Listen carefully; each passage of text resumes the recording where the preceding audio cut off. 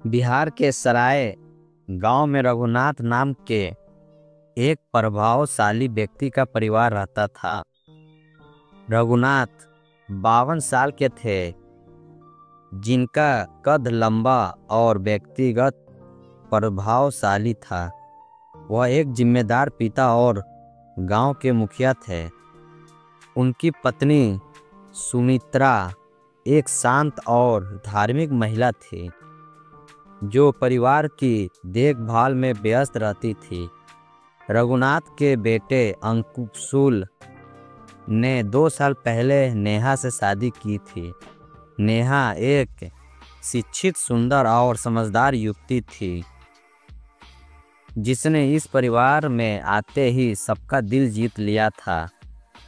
जब नेहा पहली बार इस घर में आई, तो उसने ससुराल के नियमों को समझने और खुद को परिवार के साथ समायोजित करने में थोड़ा समय लिया।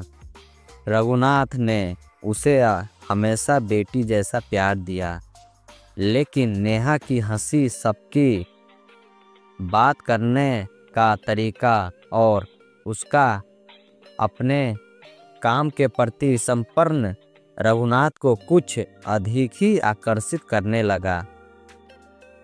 शुरुआत में यह सब सामान्य था।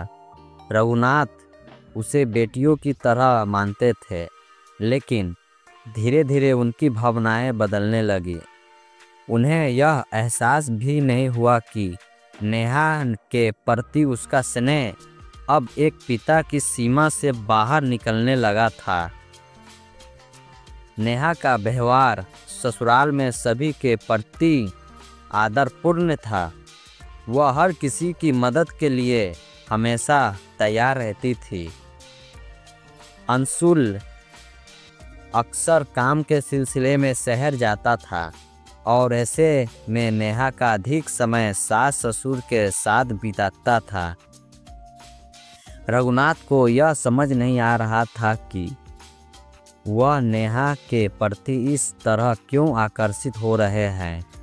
वह अक्सर बहाने से उससे बात करने की कोशिश करते, उसकी तारीफ करते और उसकी ज़रूरतों का खास ध्यान रखते। हालांकि यह सब करने में वह अपनी भावनाओं को छिपाने की पूरी कोशिश करते थे। एक दिन की बात है, जब सुमित्रा अपने मायके गई हुई थी और अंशुल शहर में था। घर में केवल रघुनाथ और नेहा ही थी। शाम को बिजली चली गई और घर अंधेरे में डूब गया। नेहा ने मोमबत्ती जलाने की कोशिश की, लेकिन हवा से बुझ गई। रघुनाथ एक लालटेन लेकर उसके पास आए और कहा, डरने की जरूरत नहीं है, मैं यहाँ हूँ। उनकी यह बात नेहा को असहज कर गई, क्योंकि रघुनाथ के चेहरे पर अजीब सा भाव था। वह जल्दी से अपने कमरे में चली गई, लेकिन इस घटना ने रघुनाथ के मन में और भावनाएं जगा दी। अगले दिन रघुनाथ ने नेहा से कहा, नेहा, मैं तुमसे कुछ कहना चाहता हूँ। मुझे पता है कि यह सही नहीं है, लेकिन मैं अपने दिल पर काबू नहीं पा रहा। मैं तुम्हारे प्रति एक अलग जुड़ाव महसूस करता हूँ। मैं जानता हूँ कि यह गलत है, लेकिन मैं तुम्हें नज़रअंदाज नहीं कर सकता। नेहा यह सुनकर शस्त्र रह गई। उसने संयम रखते हुए जवाब दिया, पिताजी, मैं हमेशा से आपको अपने पिता जैसा मानती आई हूँ। मैं आपकी इज्जत करती हूँ, लेकिन आपकी यह भावना मुझे बहुत तकलीफ दे रही है। यह परिवार की मर्यादा और हमारे रिश्ते के खिलाफ है। मैं अपने निवेदन करती हूँ कि आप अपनी भावनाओं को संभालें और इस बात को यहीं ख़त्म कर दें। नेहा को यह समझ नहीं आ रहा था कि वह इस स्थिति से कैसे निपटे। उसने इस बात को अंशुल या सुमित्रा से छिपाने का फैसला किया, क्योंकि वह नहीं चाहती थी कि परिवार में दरार पड़े। उसने रघुनाथ से दूरी बनानी शुरू कर दी। वह अपने कामों में ज़्यादा व्यस्त रहने लगी और रघुनाथ से कम बात करने की कोशिश करने लगी।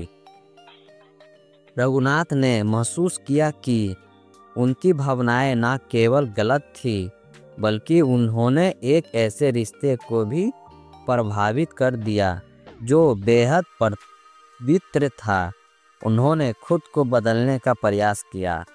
उन्होंने ध्यान लगाना शुरू किया और अपने खेतों में ज़्यादा समय बिताने लगे। उन्होंने महसूस किया कि नेहा ने उन्हें सही राह दिखाई है। कुछ महीने बाद रघुनाथ ने अपनी भावनाओं पर पूरी तरह काबू पा लिया।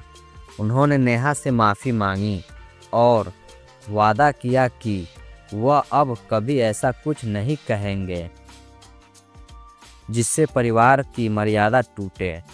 नेहा ने भी इस बात को भुलाकर घर के माहौल को सामान्य बनाए रखा। यह कहानी इस बात की शिक्षा देती है कि हर रिश्ते की अपनी सीमा होती है। भावनाएं चाहे जितनी भी जटिल क्यों न हो, नैतिकता और मर्यादा का पालन करना आवश्यक है। गलत राह पर चलने से पहले अपने कर्तव्य और परिवार की अहमियत को समझना ही सही मार्ग है।